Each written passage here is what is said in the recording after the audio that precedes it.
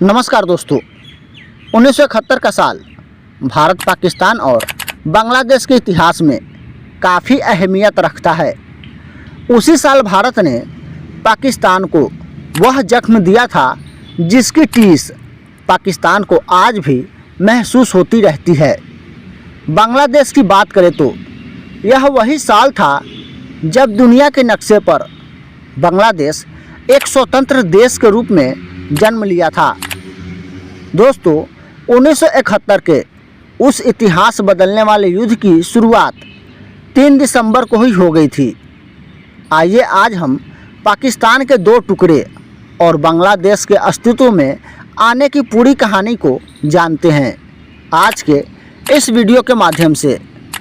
दोस्तों, शेख मुजीबुर रहमान पूर्वी पाकिस्तान यानी कि बांग्लादेश की स्वतंत्रता के लिए शुरू से ही संघर्ष कर रहे थे।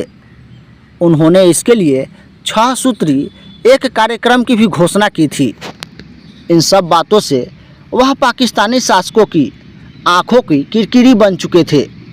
दोस्तों, साथ ही कुछ अन्य बांग्लादेशी नेता भी पाकिस्तान के निशाने पर था। उनके दमन के लिए और बगावत की आवाज़ को हमेशा के लिए दबाने के मकसद से शेख मुजीबुर रहमान और अन्य कई बांग्लादेशी नेताओं पर अलगाववादी आंदोलन चलाने के जुर्म में मुकदमा भी चलाया गया। लेकिन पाकिस्तान की यह चाल खुद उसी पर भारी पड़ गई। मुजीबुर रहमान पाकिस्तान के इस चाल की वजह से पूर्वी पाकिस्तान के लोगों के नज़रों में हीरो बन गए। इससे पाकिस्तानी बैकफुट पर आ गया और मुजीबुर रहमान के खिलाफ किए षड्यंत्र के केस को वापस भी पाकिस्तानी को लेना पड़ा। दोस्तों, पाकिस्तान में 1970 का चुनाव बांग्लादेश के अस्तित्व के लिए काफ़ी अहम साबित हुआ। इस चुनाव में मुजीबुर रहमान की पार्टी पूर्वी पाकिस्तानी अवामी लीग ने ज़बरदस्त जीत हासिल की। पूर्वी पाकिस्तान की 169 में से 167 सीटों पर मुजीबुर रहमान की पार्टी को जीत मिली।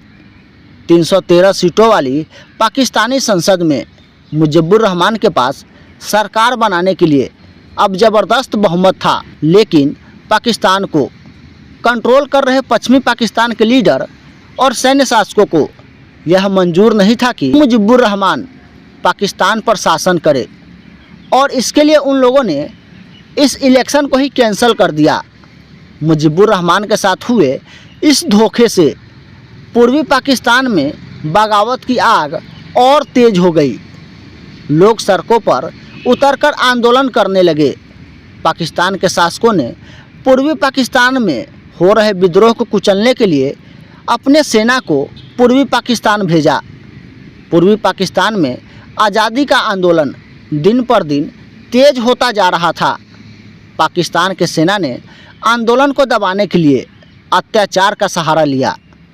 मार्च 1971 में पाकिस्तानी सेना ने क्रूरतापूर्वक अभियान चलाया। पूर्वी पाकिस्तान में बड़े पैमाने पर अत्याचार किए गए, हत्या और रेप की इंतहा हो गई। मुजीबुर रहमान को अब गिरफ्तार कर लिया गया और पश्चिमी पाकिस्तान भेज दिया गया।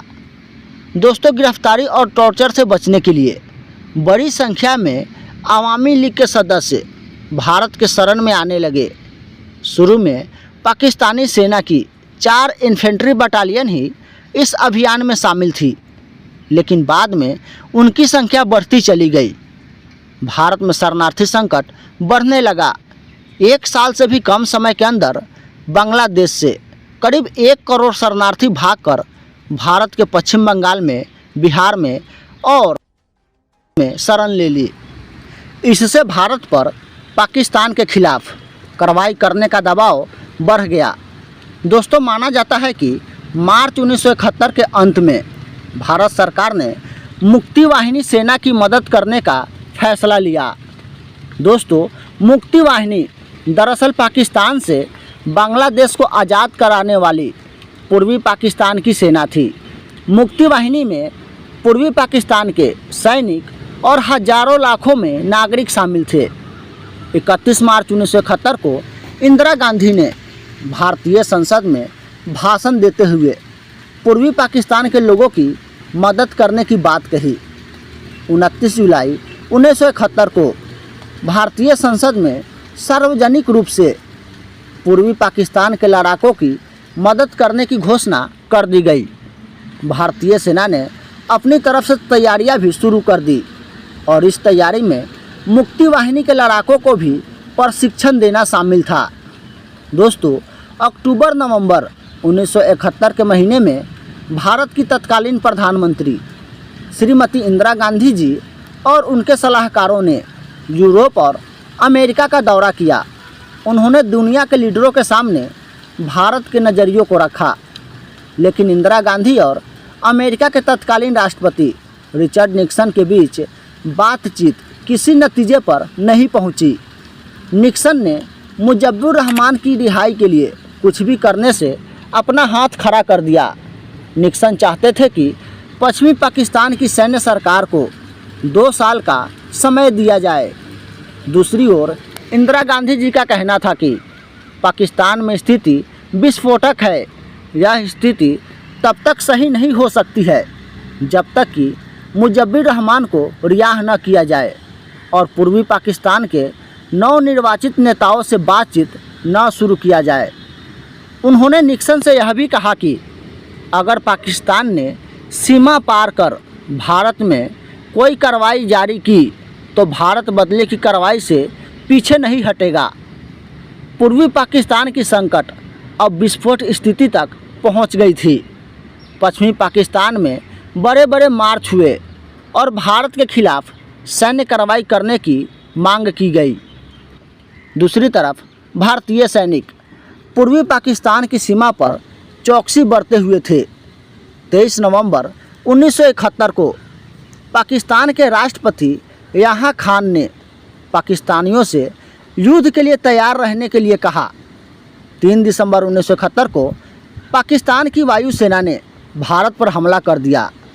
भारत के अमृतसर और आगरा समेत कई शहरों को उसने निशाना बनाया और इसके साथ ही 1971 की भारत पाकिस्तान युद्ध की शुरुआत हो गई। दोस्तों, पाकिस्तान ने भारत के लोंगेवाला पर हमला बोल दिया। उस लोंगेवाला पर महज पंजाब रेजिमेंट के 23वीं बटालियन के 120 सिपाही ही मौजूद थे, जिनका लीड मेजर चांदपुरी कर रहे थे। इन 120 जवानों ने पाकिस्तान के 4000 सैनिकों को धूल चटा दी और पाकिस्तान के 45 टैंकों को बर्बाद कर दिया। दोस्तों, इसी वार पर बॉर्डर मूवी भी बनाई गई है, जिसमें मेजर चांदपुरी का किरदार सनी पाजी निभाए हैं। दोस्तों, भारत पाकिस्तान युद्ध के दौरान एक समय ऐसा भी आया जब अमेरिका पाकिस्तान की मदद के लिए आगे आ गया था। अमेरिका ने जापान के करीब तैनात अपने नौसेना के 7वें बेड़े को पाकिस्तान की मदद के लिए बंगाल की खाड़ी की ओर भेज दिया। दोस्तों, अमेरिकी नौसेना के 7वें बेड़े के भारत की ओर बढ़ने की खबर के बाद भारत ने रूस से मदद मांगी। युद्ध शुरू होने के कुछ ही महीने पहले ही भारत ने रूस के साथ सोवियत भारत संधि, मैत्री और सहयोग संधि की थी। अमेरिकी नौसेना को बंगाल की खाड़ी की ओर बढ़ता देख रूस ने भारत की मदद के लिए अपनी परमाणु क्षमता से लैस पनडुब्बी और विध्वंसक जहाज़ों को प्रशांत महासागर से हिंद महासागर की ओर भेज दिया। दोस्तों, 1971 के समय अमेरिका और पाकिस्तान के संबंध भी काफ़ी मजबूत माने जाते थे। अमेरिका ने पाकिस्तान को कई अत्याधुनिक हथियार भी दिया था। पाकिस्तानी नौसेना की PNS गाजी भी अमेरिका द्वारा निर्मित की गई एक अत्याधुनिक पनडुब्बी थी। इससे भारत के विमान वाहक युद्धपोत INS विक्रांत को तबाह करने के लिए भेजा गया था, लेकिन भारतीय नौसेना ने इसे विशाखापट्टनम के पास ही बर्बाद कर दिया और पाकिस्तानी नौसेना की कमर तोड़ दी।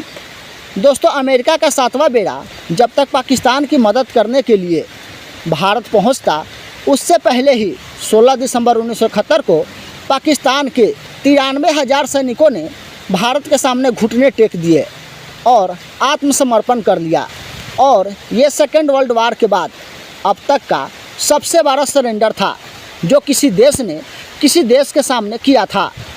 दोस्तों, हालांकि रूस की नौसेना ने अमेरिका के 7वें बेड़े का पीछा तब तक नहीं छोड़ा जब तक वह वापस नहीं लौट गया। दोस्तों, भारत और पाकिस्तान के बीच जारी युद्ध के दौरान अमेरिका सहित कई अन्य देश पाकिस्तान के समर्थन में खड़े हुए थे। अमेरिका ने संयुक्त राष्ट्र सुरक्षा परिषद में युद्ध विराम का प्रस्ताव लेकर पाकिस्तान की मदद करने की कोशिश की। हालांकि रूस ने इस प्रस्ताव को वीटो करके भारत की मदद की थी। इस कारण से रूस को भारत का सदाबहार दोस्त भी माना जाता है। जिसके बाद 16 दिसंबर 1971 को पाकिस्तान की सेना ने आत्मसमर्पण कर दिया और बांग्लादेश का जन्म हुआ और यहीं पर युद्ध की समाप्ति हो गई। दोस्तों, इसके बाद शिमला समझौता हुआ और पाकिस्तान के 93,000 सैनिकों को भारत ने आज़ाद कर दिया। तो दोस्तों, ये थी 1971 के वार की पूरी कहानी। तो दोस्तों, वीडियो अच्छी लगी हो तो वीडियो को लाइक करके चैनल को सब्सक्राइब जरूर करें।